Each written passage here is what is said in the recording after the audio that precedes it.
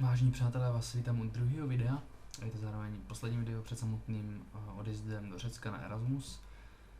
A než nám začne tohleto dobrodružství, tak já jsem se rozhodl sdělit ještě pár informací o sobě, respektive jedná se o dva okruhy. První je já a cestování a druhý já a angličtina.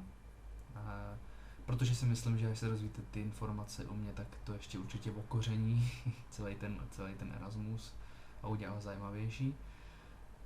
Takže kdybych začal teda tím cestováním, no tak moje cestování nebo zkušenost s cestováním, nejvíc jsem se nacestoval do svých 14 let, asi od 12 do 14 let, kdy jsem jel několikrát na dovolenou do Chorvatska nebo do Itálie.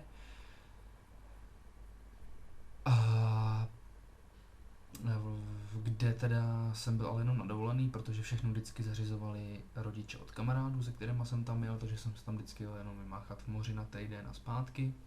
Takže to nebylo nic převratného. Nikdy jsem tam nic jakoby nezařizoval, že jo, vždycky jsem se jenom jakoby vezl s těma kámošema. No a potom jsem byl ve 14 letech na 3 dny v Londýně, tam jsem teda žil v anglické rodině, ještě s 2 spolužákama ze základky, nicméně tam jsem teda taky jakoby nějak moc nemluvil anglicky. Spíš ten kamarád jeden uměl docela dobře, takže mluvil on, a nebo jsme maximálně třeba poděkovali za jídlo, nebo úplně nějaké základní věci. No a potom jsem cestoval až na vysoké škole teďka, kde jsem navštívil Nizozemí a Maďarsko, ale to bylo úplně to stejný, všechno bylo zařízený, jenom taková poznávačka, takový poznávací zájezd.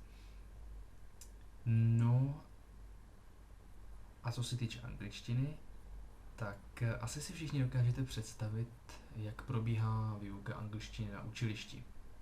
A kdo se to představit nedokážete, tak vám to objasním. Vlastně v podstatě neprobíhá. Na učilišti, nevím jak na ostatních, ale na našem jsme se anglicky moc nenaučili.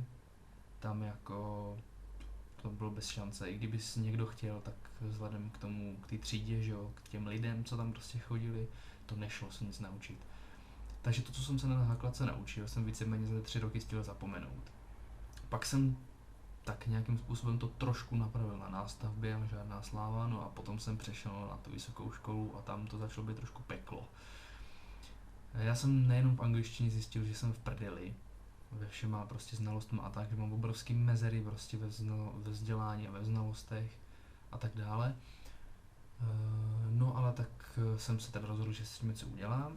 No v angličtině, tak jsem se rozhodl, že zkusím s tím něco udělat a dal jsem si volitelný předmět Business Communication. Přišel jsem do té hodiny, sedl jsem si tam a čekal jsem na učitelku. Teď začali chodit ty lidi, že bylo nás tam asi tak 15 dohromady, říkám, už jsem začal být trošku nervózní, protože jsem věděl, jak na tom jsem a že to bude špatný. Přišla učitelka a začala mluvit. A tam už jsem se teda dozvěděl, že jsem v prdeli, protože jsem mi rozuměl asi každou 3. nebo 4. větu, fakt jsem to nedával jako. No nějak jsem vydedukoval, že se budeme představovat. Takže všichni začali představovat a až přišla řada na mě, no tak jsem zjistil, že jsem úplně v hajzlu, ale úplně v hajzlu, protože jsem zjistil, že Češi jsme tam asi 3 a zbytek jsou prostě Erasmáci. Lidi z Litvy tam byli, nějaký borc z Egypta, Bělorus, Ukrajinka, prostě mazec, fakt masakr, jako seděl jsem tam spocený, červený, když jsem se neposral. Ještě, že jsem měl sebou notebook, za který jsem se mohl schovat, jo, protože to byl fakt masakr pro mě, já jsem byl úplně v prdeli, takhle špatně jsem na tom byl, prostě. No hustý, no, tak nějak jsem to přežil, ten semestr, ten předmět. Moc jsem se to anglicky nenaučil, jo, protože jsem spíš se vyrovnával jako s tou psychickou imou na zdraví každou hodinu. Ale potom jsem se teda dával jako další semestry ještě různý předměty v angličtině a tam už to nebylo tak hrozný, tam jako myslím, že jsme byli všichni Češi dokonce. Trošku jsem se anglicky naučil, ale teď jsem furt v té situaci, že jsem nikdy nemluvil pořádně anglicky s cizíma lidma, s cizincema. Nikdy jsem prostě nemusel nic řešit, co se týče ubytování, stravy, nějakého normálního života, jako v tom zahraničí. No, ale teď mě to čeká všechno prostě v budoucích 4 měsících. Jsem na to fakt zvědavý, no. A další věc je to, že jsem nikdy neletěl letadlem. Aha, ještě před rokem jsem zastával ten názor, že do toho nesednu. bohužel svůj názor jsem musel změnit, že jo, protože jak jinak se tam dostat. Auto vzít nemůžu, nebo můžu, ale myslím si, že jednak by tam nedojelo, ještě není jako úplně doopravený, jednak bych to nedal asi ani já, jakožto řidič. Takže jediná možnost byla to letadlo, no. Takže celý ten Erasmus bude adrenalin už od letiště, což bude za týden, přesně za týden, ve čtvrtek 27. srpna.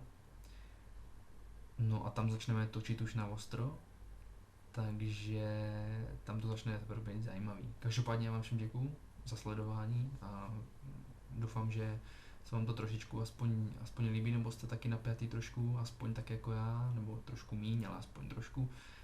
A budu rád za každého, kdo to budete sledovat. A zatím se mějte hezky a užívejte prázdnin. Čau.